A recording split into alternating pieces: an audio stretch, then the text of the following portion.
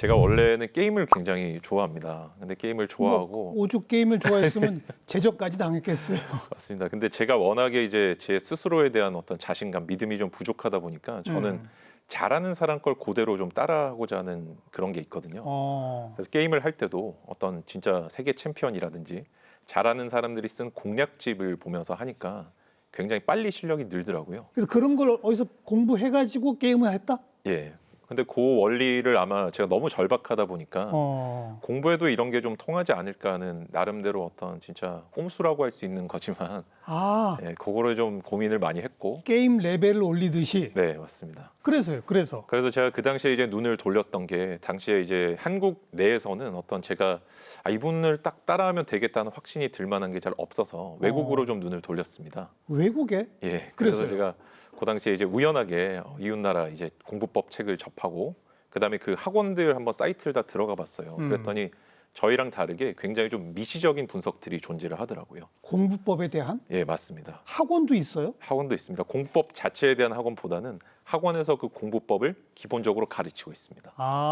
네, 학원에 와서 그 일반 교과목 강의 들으려고 오는 학생들 대상으로 맞습니다. 공부법을 따로 가르치더라. 네, 우리나라는 지금도 별로 없죠, 그런 게? 잘 없습니다. 이게 공부법 자체가 중요한 이유가 공부를 할 때 점수가 만약 안 나오면 기존에는 우리가 이제 부모님들께서 특히 열심히 해라는 말을 많이 하시는데 그렇죠. 뭐를 도대체 어떻게 열심히 해야 될지 잘 모르는 경우가 많습니다.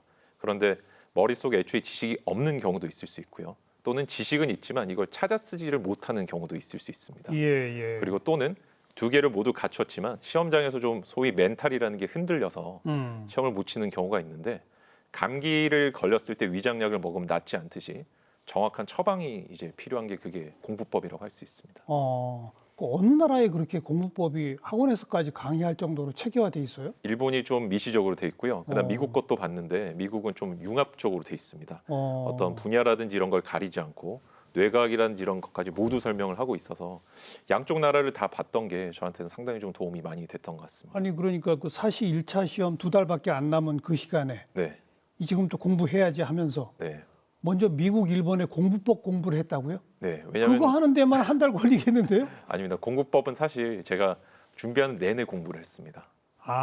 끊임없이 튜닝을 계속 해 나갔고요. 사시 시험 공부를 하면서 예, 계속했습니다. 공부법 공부를 또 같이? 네, 계속했습니다. 그래서요? 그 당시에 이제 제가 그래서 이제 어떤 외국의 자료를 통해서 얻은 거는 어떤 구체적인 직접적인 공부법이라기보다는 아무래도 좀 물정이 다르고 그러다 보니까요. 제가 그 시각을 가지고 우리나라의 사법 시험을 한 20년치 또는 50년치 정도 구할 수 있는 모든 합격 수기를 다 모아서 합격 수기? 예, 수기를 모았습니다. 그게 게임으로 치면 아마 매뉴얼 정도가 되지 않을까 그렇게 생각을 했습니다. 예. 그렇게 모아 보니까 이제 그분들이기 때문에 할 수 있는 것들도 존재를 하지만 누구나 다 썼던 공통적인 방법들이 있더라고요. 네네. 그거를 제가 이제 그대로 따라하기로 결심을 했습니다. 실례가 될지 모르지만 이 방송 보시는 시청자분들 중에 과거에 나 공부 좀 했어 하는 분들은 여기까지만 딱 들으면 금방 이런 말이 떠오를 거예요. 보통 공부하기 싫어하는 사람들, 공부 잘 못하는 사람들이 무슨 공부법 따지고 또 무슨 계획표 짠다고 시간 다 보내고 맞습니다. 뭐 그런 걸 해. 그냥 공부는 하면 되는 거지. 이런 생각 하시는 분들 분명히 있거든요. 맞습니다. 그분들한테 뭐라고 대답하실래요? 일단 기본적으로 제가 이제 조정이라는 경기가 있지 않습니까? 노를 저어가지고 반환점을 돌아오는 경기가 있는데 거기서는 아무리 속력을 잘 내도 반환점을 돌지 못하면은 떨어지거든요. 실격이거든요. 당연하죠. 그 방향성을 정하는 게 저는 훨씬 중요하다고 생각을 했고 그다음에 제가 이제 주변에 공부하는 분들 보니까 열심히 안 하는 분들은 잘 없더라고요. 다 열심히 해요. 예, 그런데도 시험이 안 되는 데는 이유는 열심히 안 하기 때문이 아니라 방향이 잘못됐다는 걸 저는 생각을 했습니다. 그래서 무엇보다 방향을 정하는 게 중요하다고 생각을 해서 제가 이제 과감하게 거기 좀 시간을 많이 쏟을 수가 있었습니다. 그리고 본인에 맞는 방향을 잡으니까 분명히 속도가 나가더라. 예, 맞습니다. 진도가 확 나가고. 네, 원래 이제 열심히 못하는 이유가 고시생 같은 경우는 불안함 때문이지 않습니까? 대부분의 많은 수험생들이 내 노력이 제대로 된 방향으로 쏟아지고 있는지 이 부분에 대해서 의심을 좀 많이 하다 보니까 그 중간중간 마음이 흔들리면서 이제 열심히 못하게 되거든요. 근데 저는 이제 저를 못 믿지만 앞서가는 어떤 진짜 공부를 잘하는 수재라고 부를 수 있는 분들의 공통된 방법을 그대로 따라하고 있기 때문에 전혀 불안함 없이 좀 진짜 내가 합격을 할 수 있다면 그것은 이제는 노력에만 달렸다라고 생각을 할 수 있었던 것 같습니다. 3시간밖에 안 잤다고요? 네, 3시간을 매일? 잤습니다. 예. 그게 버텨져요? 근데 이제 버티냐 못 버티냐의 문제라기보다는요. 제가 그 당시에 이제 또 유명한 어떤 그 승려분께서 이제 앉아서 잠을 주무시는 분도 계셨고 짧게 이제 또 주무시면서 하셨던 말씀이 뭐 이가 흔들리는 것 같다. 나무가 2개로 흔들린다. 뭐 2개로 보인다. 이런 이제 누가 따라하는 분이 그렇게 얘기를 하셨는데 저도 초기에는 그 정도의 고통을 딱 느꼈습니다. 걷는데 이제 땅이 흔들리는 정도 느낌이 나더라고요. 예. 근데 그 당시에 또 봤던 인상적인 합격 수기가 사람은 적응의 동물이다. 그 막노동꾼으로 이제 서울대 수석 합격을 하시고 그다음에 사법고시 합격한 분이 이제 얘기를 해주시더라고요. 예. 적게 자고 힘든 것들도 적응이 된다. 그리고 그 속에서 내가 어떻게 공부할지를 생각하는 게 중요하지. 공부할 상태를 만들어 놓고 공부한다는 건 조금 배부른 소리일 수 그래요? 있다라고 얘기를 해서 그 말에 제가 좀 감화가 많이 됐던 것 같습니다. 아니 땅이 흔들리고 나무가 2개로 보일 정도의 의식 상태면 공부해도 머리에 안 들어가는 거 아닙니까? 대부분 이제 그렇게 많이 그러니까. 말씀을 해주셔서요. 예. 근데 저는 그 당시에 어차피 공부 자체가 생존인 상황이었기 때문에 그게 어떤 제가 공부할 수 있는 상황에 공부를 하자가 아니라 공부 어떤 상황이든 무조건 지금 현재 가능한 것을 한다라고 마음을 먹었습니다. 특히 이제 잠을 자고 이제 못 일어날 때가 많아서 예. 처음에 몸에 책을 올려놓고 이제 잠을 자기도 했고 너무 괴로우니까 깨니까요. 몸에 책을 올려놓고 몇 이제 권이나 올려놓은 거예요? 3권 정도인데 한 권이 이제 2,200페이지입니다. 그렇게 그다음에- 두꺼운 거를 예, 3권을 올려놔요? 근데 이제 나머지 2권이 700페이지짜리여가지고요. 어쨌든 예. 그렇게 해서 올려놓으면 이제 3시간 뒤에 좀 깨지고요. 그다음에 이제 침대 모서리에서 잠을 자면은 이제 아침에 좀 도저히 못 일어나면 굴러 떨어지면 자연스럽게 일어나지거든요. 좀 극단적으로 좀 제가 그때는 뭐 제가 잠을 적게 자겠다고 마음을 먹은 게 아니라 예. 계산을 해보니까 이제 요 시험에 필요한 정도의 공부량은 예를 들어서 가장 빨리 합격한 분이 이제 서울 법대를 나오신 분이 한 3달 정도 만에 1차를 합격을 하셨더라고요. 근데 저에게 주어진 시간이 이제 절반 정도인데 그 분이 한 8시간 정도 하루에 공부를 하셔서 단순 계산으로 제가 그 2배 정도 노력으로 하면 해야 되겠다. 해야 되겠다 하니까 이제 자연스럽게 자는 시간이 먹는 시간을 빼고 나니까 한 3시간 정도밖에 남지 않았습니다. 학원이나 이런 데를 다녔어요? 아니면 혼자 공부했어요? 학원을 제가 다니지 않은 이유가 있는데요. 뭐요? 처음에는 저도 이제 학원 강의 같은 것들을 통해서 좀 보다 좀 손쉽게 좀 도전해보고 싶다는 생각을 했는데 당시에 제가 수준이 너무 낮다 보니까 학원 강의를 듣자마자 공포에 굉장히 많이 빠졌습니다. 그러니까 강의를 못 따라갈 정도였어요? 못 따라할 정도의 수준이었고 그리고 학원 강의라는 게 이제 계단식으로 돼 있어가지고요. 앞에 걸 듣지 못하면 뒤에 거를 좀 못 따라가죠. 쫓아갈 수 없게 돼 있어서 제가 그 시간 내에 강의를 도저히 뭐 다 듣기는 100시간이 넘어가기 때문에 이거는 제가 선택할 수 있는 방법이 아니다라고 생각을 해서 이제 학원 강의를 듣지 않고 합격하신 분들 수기를 조금 더 참조를 많이 했습니다. 그러니까 학원 강의를 못 따라갈 정도의 바닥 수준에서 네. 16시간씩 딱 2달 하니까 되더라. 네. 원래 이제 공부라는 게 재능, 노력, 방법이 합쳐져야 되지만 재능은 다시 태어나지 않으면 바꿀 수가 없기 때문에 예. 노력이나 방법 중에 이제 하나를 좀 더 집중을 해야 되는데요. 그 당시에 노력은 제가 최대치까지 아마 끌어올렸던 것 같습니다. 3시간 자고 16시간 공부하는 건 최대치죠. 예, 그렇지만 방법이 좋지 않다면 아마 또 안 좋은 결과가 나왔을 텐데 제가 썼던 당시의 방식은 시험을 잘 치기 위해서는 정답을 많이 맞히면 되고 정답을 많이 맞히기 위해서는 정답을 알면 되고 그렇죠. 정답은 해설지에 나와 있다고 해서 중간에 모든 과정을 건너뛰고 해설지로 공부하는 방식을 택했습니다. 네, 처음부터 보통 이제 공부를 할 때 답을 보지 말라는 얘기들 많이 해주시거든요. 예. 근데 그런 통념에서 좀 벗어나면 점수를 따는 건 훨씬 쉬워지는 것 같습니다. 답을 많이 하는 사람이 많이 맞히고 그 다음에 어떤 문제를 낼 것도 예측이 되거든요. 예. 근데 일반적인 분들은 이제 어떤 개념이라든지 중요한 것들을 쌓아나가다 보면은 정말 중요한 정답을 많이 알고 출제 패턴들을 아는 데까지 가면은 거의 많은 대부분의 에너지를 소진해서 정작 중요한 순간에 힘을 못 내는 경우가 많은 것 같습니다. 근데 저는 이제 거꾸로 돌아오다 보니까 이제 그 위기를 좀 피해갈 수 있었지 않나 생각이 듭니다. 그 기본 개념이나 원리나 이런 걸 모르고 네. 정답의 해설지만 보면 그게 이해가 돼요? 근데 이제 제가 이해가 안 되고 그냥 외운 거 아니에요? 맞습니다. 일단은 외운 후에 이해를 하는 방식을 저는 택했고요. 그게 가능해요? 예, 그다음에 그게 이제 압도적으로 많은 양을 가지고 이제 출제를 할 때 사람들이 보통 공포에 빠지고 공부를 잘 못하는 이유가 이걸 다 공부해야만 어떤 내가 시험을 칠 수 있고 합격할 수 있다라고 생각을 하지만 예. 시험 범위가 넓을수록 중요한 것만 출제가 됩니다. 그 중요한 부분들만 추려서 보다 보면은 객관적인 통계들이 기출문제 형태로 존재하지 않습니까? 그런 것들 모아서 이제 3단계 정도로 나눕니다. 매년 나오는 문제, 그다음 2년에서 4년에 한 번에 나오는 문제, 예. 그다음 5년 이상에 한 번 나오는 문제를 해서 단계를 나눠서 매년 나오는 문제를 먼저 정복을 합니다. 그건 꼭 그렇게 해야 되겠죠. 반드시 해야 됩니다. 반드시 나오니까. 예, 근데 사실 그 양이 저희가 이제 총 한 10만 페이지 정도 조금 넘게 외우면 되는 시험인데요. 실제 그 정도 양은 70에서 한 200페이지를 넘지 않습니다. 아니 잠깐만요. 예, 200페이지가 안 된다고요? 정말로 중요하고 10만 매년 페이지 중에서? 예, 매년 시험에 나오는 부분은 와. 실제 추려보면 그렇게 많지 않은 경우가 많습니다. 그래요? 근데 이 부분을 대부분의 학원에 맡기거든요. 어허. 강사님이 그걸 확인한 거를 가지고 저한테 보여줄 때 이 통계 같은 것들을 실감되게 제시를 안 해주거든요. 예. 근데 실제 나오는 부분을 제가 추려보고 이렇게 직접 제가 체감하다 보니까 이거 가능하겠구나라는 생각이 조금 들더라고요. 나눠서 보다 보니까 저는 이제 A급 먼저 정복하고 이제 B급 정복하고 C급 중에는 조금 나올 만한 것들을 예측해서 정리를 하다 보니까 예. 다른 사람보다 훨씬 적은 양을 공부를 하면서 좀 효율적으로 점수를 얻을 수 있었던 것 같습니다. 그게 이제 1차 시험 붙을 때까지 2달이고 네, 2차 시험 볼 때까지 이제 또 한 7개월 공부하셨다는 거 아니에요? 맞습니다. 근데 2차 시험은 1차 시험보다 훨씬 이렇게 본인이 직접 서술하고 써야 되는 이런 게 많잖아요. 맞습니다. 그건 또 어떻게 한 거예요? 그거는 일반적으로 제가 이제 주관식 시험이라는 건 아무래도 주관적인 평가가 이어지지 않겠습니까? 그래서 저는 그 당시에 채점하시는 분들의 채점평을 모조리 다 수집을 했습니다. 이야. 그래서 합격생 수기, 네, 맞습니다. 채점자들의 채점평, 네, 그들의 눈높이에 딱 맞추려고 하는 거군요. 맞습니다. 사실 제 노력이라는 것들은 오로지 종이 몇 장으로만 평가를 받게 돼 있습니다.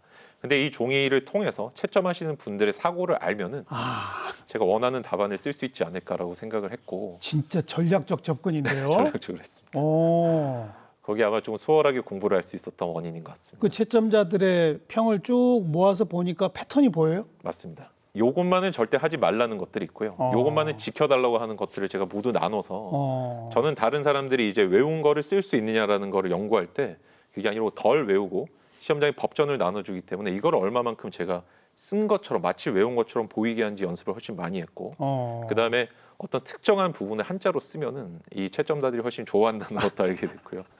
그런 것들을 저는 훨씬 그래서 제가 이제 뭐 한자 같은 거를 쓰고 연습하면은 주변에서 요즘 한자 시대가 아니다. 한글로 써도 된다라고 하지만 분명히 채점자 분들께서는 한자 시대를 거치셨고 그런 어떤 특별한 니즈 요구들이 있으시더라고요. 너무 맞는 말 같아요. 네. 채점자들의 그동안의 공통된 지적은 내가 꼭 알아야지. 네. 근데 다른 수험생도 그거 다 하지 않았겠어요? 저희 때는 학원이 말하자면 이 전성기를 달리고 있을 때여서 아무래도 조금 학원 선생님들의 말씀을 좀 듣는 경향이 있었는데 저는 이제 좀 건방진 말일 수는 있지만 그 당시에 생각을 했던 게 학원 강사님들께서 시험이 됐는지 안 됐는지를 한번 면밀히 봤거든요. 시험 안 된 분들이 많을 거요. 굉장히 많으시고 그분들이 실력은 출중하시지만 예. 시험이라는 건 말하자면 생존과 저는 직결된 문제라고 봤는데 전쟁에서 나는 한 번도 이기지 못했지만 나는 손자병법은 200번 읽었다라고 하는 분과 나는 손자병법은 잘은 못 읽었지만 전쟁에 이겼다고 하는 분을 비교를 해볼 때 어느 게 맞는지 이런 것들을 좀 생각을 많이 했던 것 같습니다. 그럼 어떻게 하면 공부 잘합니까? 공부법의 핵심이 뭡니까? 공부법의 핵심은 제가 아주 솔직하게 말씀을 드리면 조금 현명하게 또는 거칠게 표현하면 좀 교활하게 공부를 해야 된다고 말씀을 좀 드리고 싶습니다. 그거는 벌써 느꼈어요. 아까 그 채점자들 평을 가지고 또 내지는 정답을 해설한 걸 먼저 아주 교활하더라고요. 그리고 예, 그리고 나서 어떤 기본적으로 우리가 어떤 시스템 인풋이라고 그러는데요. 개념부터 이렇게 차곡차곡 다져 나가는 것들은 과거에 굉장히 다수의 학생들을 상대로 교육 정책적으로 좀 택했던 방식입니다. 예. 이런 걸 하다 보면 이런 거 할 수 있지 않을까라는 게 있지만 요즘에는 조금 자기가 스스로 좀 판단할 수 있는 능력이 저는 공부할 때 굉장히 중요하다고 생각을 합니다. 예. 그게 외부에 의존하고 그런 것보다 전체적인 삶을 한번 구상하고 조각을 해보는 거죠. 이 속에서 학원이 필요한지 또는 내가 합격하기 위해서 어떤 게 필요한지 순수하게 딱 거기 점수를 얻기 위한 행동이 뭔지를 좀 추려내는 것들이 공부에서는 가장 중요하다고 생각이 듭니다. 그게 안 될 경우에는 훌륭한 수험생이 되려고 하는 경우들도 굉장히 많이 있거든요. 그게 무슨 뜻이에요? 이제 합격을 어느 순간 보면 내가 원하는 대학을 가거나 아니 원하는 시험에 합격을 해야 되는데 그게 좀 멀어지고 점수를 따는 방법을 내가 연구를 안 하다 보니까 그냥 아침에 일찍 일어나고 도서관에 일찍 출근을 하고 그다음에 어떤 정해진 시간 딱 공부하고 학원 커리큘럼을 따라가는, 말하자면은 그 수험의 형식만을 따라가는 분들이 좀 많이 좀 나오게 되는 것 같습니다. 합격자로서의 자격이 아니라 맞습니다. 수험생으로서의 그냥 거기로만 충실한. 예. 그게 합격과는 거리가 멀 수도 있다. 멀 수 있습니다. 그랬군요. 네. 왜냐하면 그게 너무 이제 어떻게 보면 어떤 분은 그렇게 해서 합격한 분들도 계시겠지만 예. 내 방식과 다를 수가 있거든요. 사실 공부라는 게 공부법을 연구하는 것 자체가 저는 내 인생을 어떻게 하면 조금 더 행복하고 풍만하게 살 수 있을 것인가에 대한 고민이라고 생각을 합니다. 왜냐하면 내가 원하는 대학이나 시험에 합격하지 못한다면 물론 인생이 끝나지는 않지만 상당한 좌절감을 느끼게 되니까요. 근데 그 연구를 하지 않고 다른 어떤 모범적으로 보이는 학생들을 따라서 하다 보면 언젠가 합격하겠지라고 생각을 하는 경우들이 좀 많다는 거죠. 그 말씀은 그러면 공부법은 딱 왕도처럼 몇 가지 유형이 있는 게 아니군요. 그렇진 않습니다. 100명이면 100가지가 있는 거예요? 맞습니다. 개개인별로 다른 거예요? 모두 다릅니다. 그렇지만 통일된 어떤 공통된 원리라는 것들은 존재를 하는 것 같습니다. 개인이 그 원리를 얼마만큼 응용할 수 있는지가 중요하지만요. 그럼 이제 그거 하나씩 풀어주세요. 네. 공통된 원리는 우선 뭔지, 네. 그걸 자기한테 적용하기 위한 방법은 뭔지 이거 설명해 주세요. 말씀드립니다. 첫째는 아까 말씀드린 것처럼 해답을 먼저 보는 거꾸로 오는 방식이고요. 두 번째는 책 같은 거를 볼 때는 대충 보는 게 가장 중요합니다. 대충이요? 예, 보통 우리가 이제 뇌과학적으로 어떤 지식을 습득하는 과정은 세 단계로 나뉜다고 합니다. 예. 처음이 어떤 형상을 인지하는 단계고요. 그걸 머릿속으로 이제 해석하고 기존의 지식과 결합시킨 이해의 상태가 있습니다. 예. 그리고 마지막이 이제 의식적으로 뭔가를 외우는 상태인데요. 보통 많은 수험생들이 좀 실패하는 대부분의 경우는 처음부터 경건한 마음으로 정독을 하기 시작합니다. 그러면서 외우려고 노력을 하게 되는데요. 근데 어차피 내가 처음에 책을 본다면 어떤 노력을 쏟더라도 머리에 남는 것은 인지 정도에 불과합니다. 따라서 전략적으로 빠르게 그리고 대충 읽어야 훨씬 머리에 많이 남게 됩니다. 그리고 어떤 처음에 사람이 또 컴퓨터 또는 스마트폰이라고 생각을 하고 이 책의 내용 같은 것들을 내가 머릿속에 폴더를 만들어서 정리한다는 관념을 갖는 게 어떤 빨리 시험이 된 분들의 공통적인 비법이라고 할 수 있습니다. 우리가 어떤 줄글 같은 거를 외우려고 노력하는 것보다요. 일단은 전체적인 어떤 내가 공부하는 것의 뼈대 이것들은 목차를 통해서 나타나 있습니다. 이것들을 반복적으로 보고 또는 복사해서 앞에 펼쳐놓고 내가 전체 중에 어디를 공부하고 있다는 거를 아는 것이 또 하나의 비법입니다. 그것도 말씀 들으니까 너무 당연한 얘기 같아요. 지금 우리가 지금 녹화를 하고 있는 EBS 방송국이 이 고양시 일산에 있단 말이에요. 맞습니다. 그러면 대한민국 지도 전체를 우선 떠올리고 서울과 경기도 지도를 떠올려서 위치를 탁탁탁탁 잡아나가는 게 훨씬 빠르죠. 맞습니다. 그죠? 이 주변 동네부터 사사시 뒤지다 보면 이게 어딘지 잘 모르죠. 맞습니다. 그 얘기군요. 맞습니다. 근데 대략 이제 공부에서는 이제 그런 얘기들을 좀 말하자면 오피셜하게 하는 분들이 잘 없다 보니까 말하자면 그냥 어떤 사람 이렇게 해서 됐더라 정도로 치부가 좀 되는 것 같지만 실제 조사를 해보면 알겠어요. 그런 경우가 많이 있습니다. 지금 이제 원리 면에서 두 가지를 말씀하셨어. 첫 번째 해답부터 먼저 보는. 두 번째 먼저 크게 인지하고 해석하고 하나씩 암기에 들어가는. 맞습니다. 그 두 가지만 있으면 원리는 끝입니까? 아닙니다. 굉장히 또 다양한 원리들이 존재를 하는데요. 또 뭐 있습니까? 아까도 이제 좀 말씀을 드리긴 했지만 지식을 습득하는 인풋, 입력하는 과정과 그다음에 이걸 가지고 출력, 아웃풋하는 과정을 반드시 나눠야 됩니다. 왜 나눠야 되냐면요. 공부는 크게 3단계로 이루어집니다. 첫째는 계획이고요. 둘째는 실행.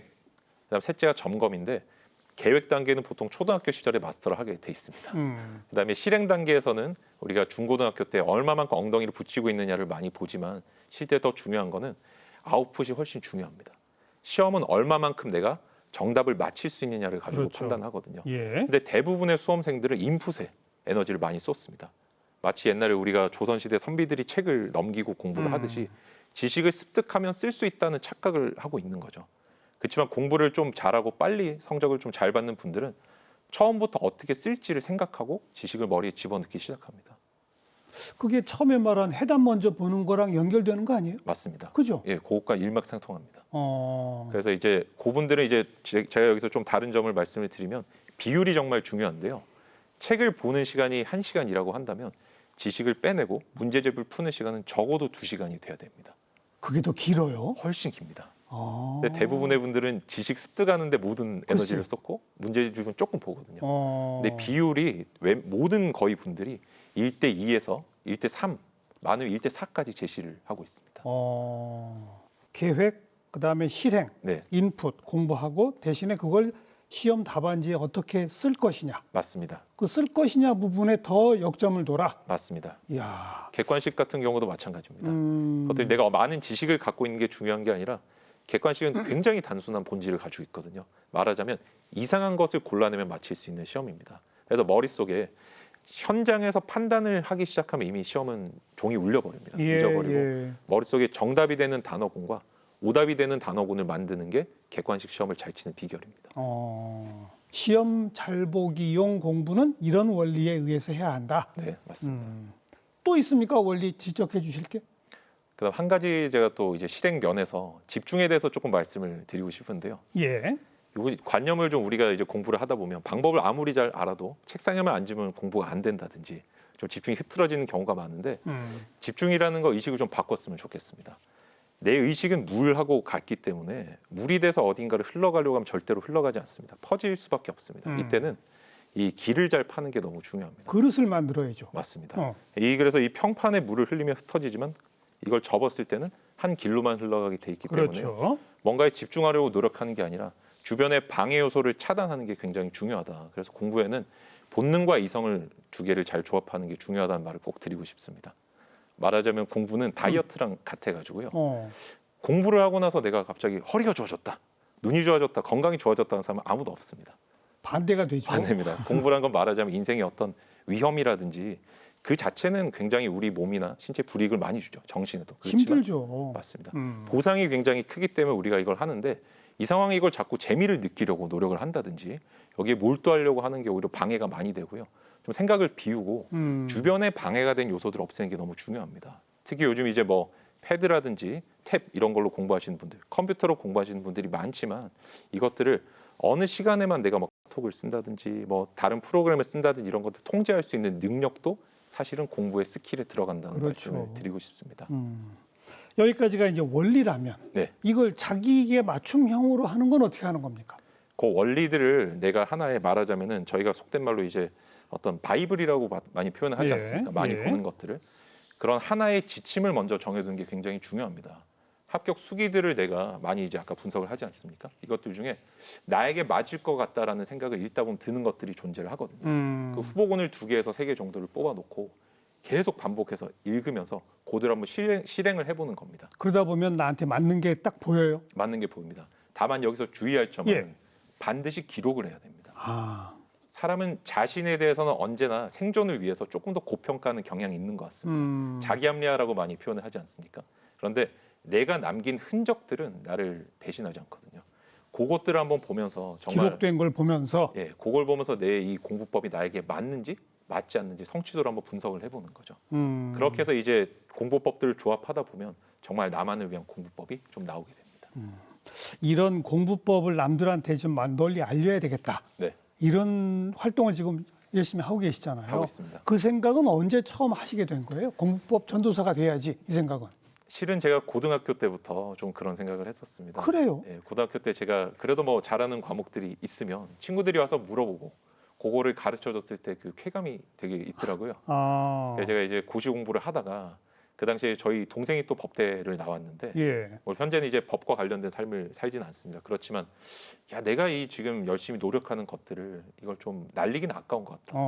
이것들을 좀 정제된 형태로 남겨서 동생에게 전수를 꼭 해주고 싶다는 생각을 했었습니다. 근데 이제 동생에게도 그 방법을 좀 알려주기도 했지만 제가 시험을 치고 나서 그 학교에 있는 후배들을 모아서 또 가르쳤었거든요. 그러니까 뭔가 저를 통해서 이 사람이 조금 더 편해지는 게 저는 조금 보람이 큰 것 같습니다. 아주 일찍부터 그런 경험도 있고 생각이 있었군요. 네, 맞습니다. 지금 그 공부법 강의를 듣고 많은 분들이 어려운 시험 통과했다고 뭐 이런 게 많이 올라온다면서요.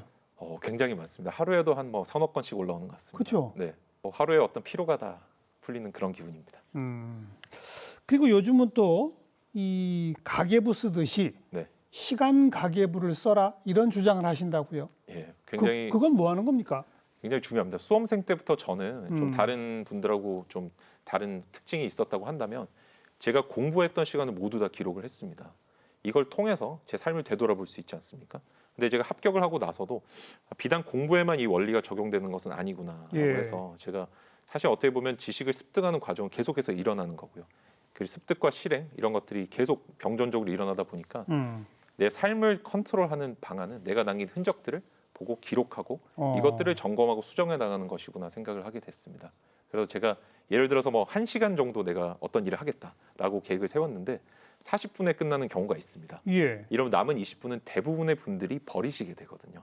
그냥 쉬죠. 쉬죠. 근데 보통 처음부터 40분을 계획을 잡으면 나머지 20분 동안 해야 될 일이 생깁니다. 어허. 집중을 잘 못한다는 건 아까도 말씀을 조금 드렸지만 목표가 없다는 의미입니다. 예. 처음부터 목표를 세워둔다면 내가 그 에너지만큼 나도 모르게 비축을 하게 되거든요. 그래서 조금 다양한 일을 제가 또 하고 있다 보니까 그렇게 시간을 기록하고 그 속에서 촘촘하게 계획을 세우고 그리고 목적지까지 좀 집중해서 달려나가는 습관을 좀 가지게 됐고 지금도 매일매일 그렇게 하세요? 계속 그렇게 하고 있습니다. 그 삶이 피곤하지 않아요? 그러면? 제가 뭐 외람된 말씀이지만 좀 완전히 좀 계획을 해두면 완벽하게 촘촘하게 계획을 해두면 오히려 굉장히 큰 자유를 느끼게 되는 것 같습니다. 그래요? 거기 얽매이는 게 아니고? 예, 그렇지 않은 것 같습니다. 오히려 일이 많으면 스트레스를 좀 받지 않습니까? 예. 근데 일이 많을 때 스트레스를 받는 이유는 언제 이걸 어떻게 처리할지를 모르는 불안감 때문에 그렇거든요. 맞아요. 근데 이것들을 내가 좀 분리해서 언제 어느 시간에 처리하겠다는 것만 조금 빼두면 머릿속에 있는 고민들을 종이로 옮기는 것만 해도 삶이 굉장히 좀 평온해집니다. 그러니까 제가 시계부까지 쓴다 해가지고 너무 피곤한 거 아니냐 그랬는데 그 안에서 어찌 보면 워라밸 이것도 거기에 들어가 있는 거죠? 맞습니다. 워라밸을 지킬 수 있는 이유가 제가 시계부를 쓰기 때문에 그렇다라고 감히 말씀을 드릴 수 있습니다. 왜냐하면 일에 치이다 보면은 나중에 놀 수 있는 에너지도 없어지거든요. 근데 처음부터 계획을 해두면 그만큼의 에너지를 비축해두고 일을 처리할 수